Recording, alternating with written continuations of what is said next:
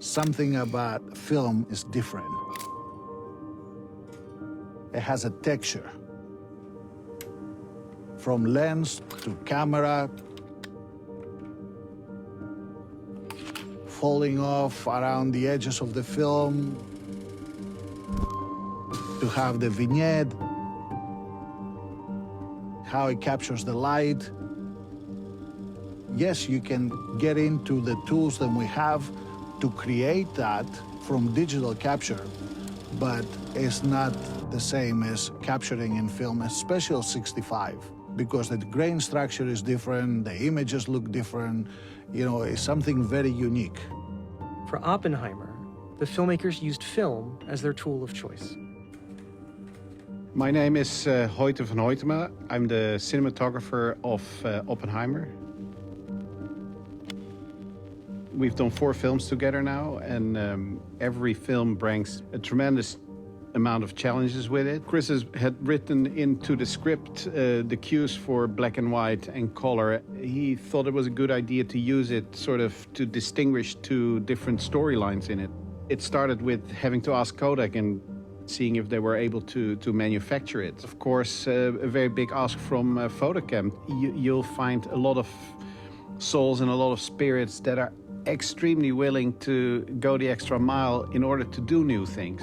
We just keep progressively moving the format forward as the creatives demand.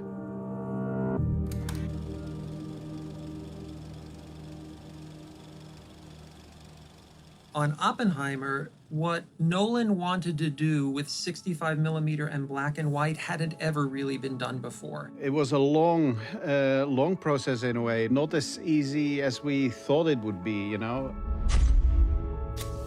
The major new challenge was handling black and white in 65mm format.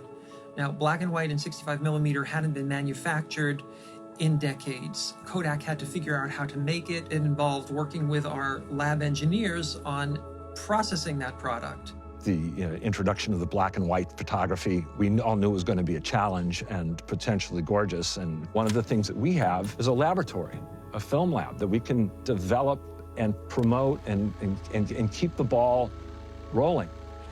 We'd never processed 65mm black and white before, and we had to figure out not only how to process it, but how to switch between black and white and color processing, which involved installing huge tanks in our lab where we could temporarily place all of the color chemistry while we were loading up our processing tanks with black and white chemistry, and vice versa. We had to learn during production. Like, we had to figure out how not to break the film while they were shooting this stuff. So in a way, you know, yes, it's innovation, and innovation starts, of course, with very vague ideas, and then a lot of great minds that readjust and adapt and invent the technology around it to realize those ideas.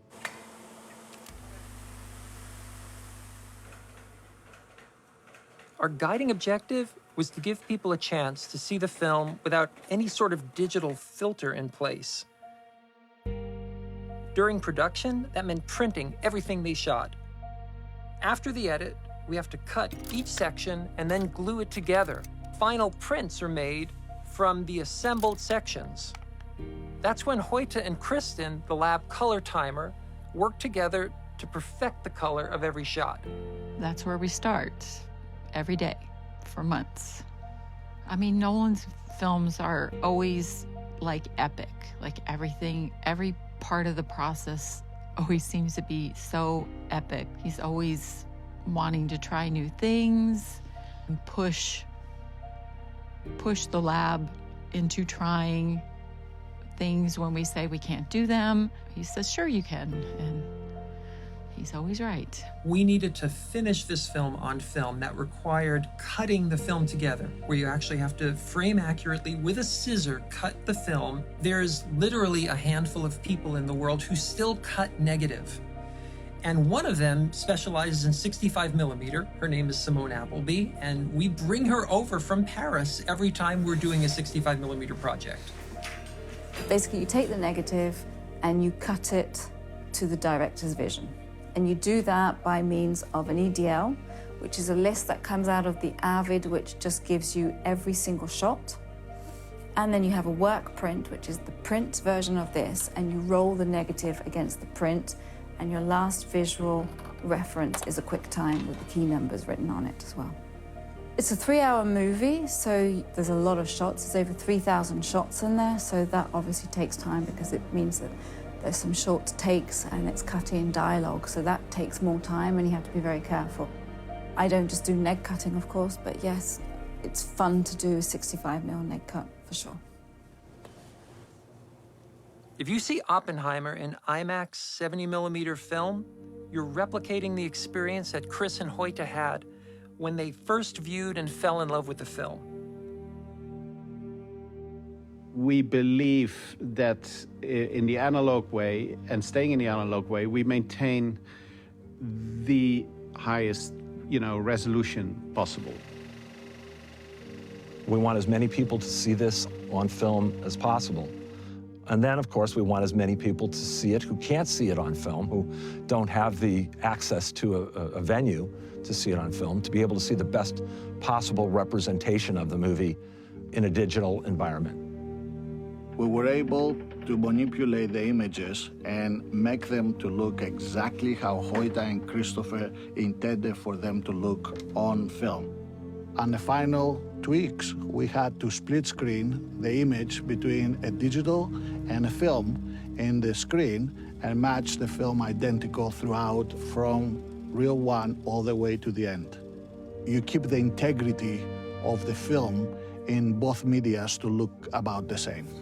We probably spent about 6 months ahead to make sure all of the details were locked up in both the photochemical and the digital processes. All of the details were paid attention to. If anything was different, that we noted it ahead of time, and that we were able to simply have him sit down and agree that we had done the work ahead of time, and that what was on the digital side was matching the film side. The dedication to film capture allow us to continue to provide these services on a scale that makes it possible for them to use it on feature films and television shows. It's fairly easy to shoot on film. I'd love people just to try it out.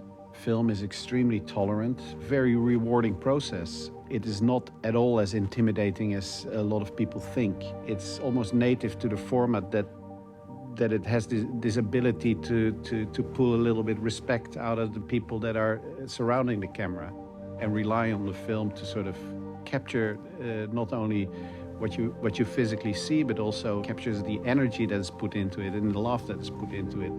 It's a very, very special, very magical, but also a very concrete process that is very easy to sort of grasp. I would say do it, Don't hesitate. Just go for it. It's a beautiful thing.